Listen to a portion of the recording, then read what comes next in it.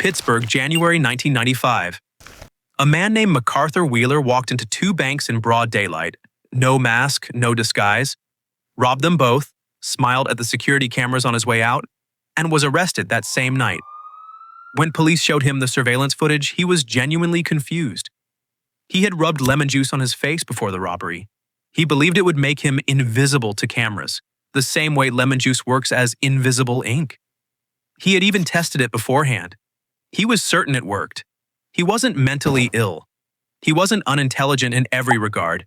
He simply didn't know enough about cameras, optics, or lemon juice to realize how wrong he was. And crucially, he had no idea that he didn't know. This unusual event immediately caught the attention of Cornell psychologist David Dunning, setting the stage for one of the most replicated and unsettling discoveries in modern psychology. In 1999, Dunning and his graduate student Justin Kruger published a study testing Cornell undergraduates on logical reasoning, grammar, and humor. After the tests, participants were asked to estimate how well they'd performed relative to their peers. The results were striking. Students who scored in the bottom 25% believed they'd performed around the top 40%. Someone in the 12th percentile thought they were around the 62nd. Meanwhile, top performers underestimated themselves. Assuming tasks easy for them must be easy for everyone.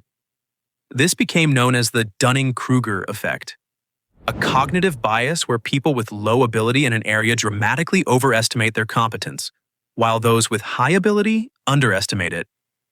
The cause, according to Dunning and Kruger, is a breakdown in metacognition, the ability to think about your own thinking. The skills required to be good at something are often the same skills required to recognize whether you're good at it. If you don't know grammar, you can't write correct sentences, but you also can't tell when your sentences are wrong. You simply don't know what good looks like.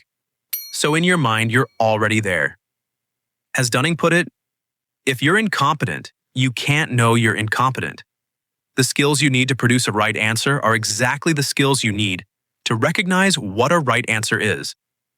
It's worth noting that the Dunning-Kruger effect, while widely replicated across medicine, business, chess, and driving, is not without its critics. Take driving, for example. Most people rate themselves as above-average drivers, even though, by definition, only a few can be. This is the effect at work. Many of us genuinely believe we are safer, more skilled, or more attentive behind the wheel than the typical person, and it rarely occurs to us that our confidence might be misplaced. Some researchers argue the pattern is partly explained by a statistical phenomenon called regression to the mean. That is, extreme scores naturally drift toward average when self-assessed, producing an apparent gap that may not be purely psychological. Yet the significance of the Dunning-Kruger effect goes beyond individuals. Think about who speaks the loudest in public discourse. In comment sections, political debates, workplaces, and media. The least qualified are often the most confident and vocal. More qualified individuals are quieter, more hedged, more aware of what they don't know. Genuine experts who often underestimate the gap between themselves and general audiences can struggle to communicate across it. So what can you actually do? Be suspicious of certainty. Anytime you feel 100% confident about something outside your genuine area of expertise, pause. Confidence is not the same as competence. It often moves in the opposite direction. Seek specific feedback, not reassurance.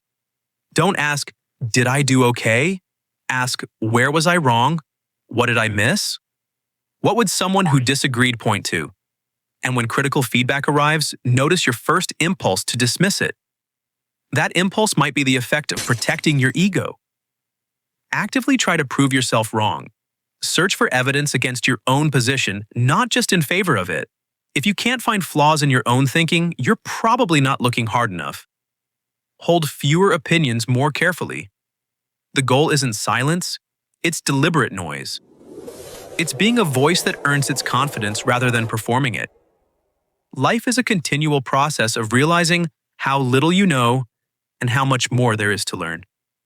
Each time the world reveals itself as more complex than you assumed. McArthur Wheeler was so convinced by his own reasoning that even surveillance footage couldn't shake him. Most of us aren't that far gone. We can look at the footage. We can update. But only if we're willing to ask, what would reality show if we honestly looked? If this made you question your own overconfidence in at least one area, hit that like button. And maybe share it with someone who needs to hear it. And if you want to understand other invisible patterns shaping how we think and work, we've covered Parkinson's Law. Links are in the description. Subscribe so you don't miss the next one. Because once you start seeing these patterns, you can't unsee them. See you there.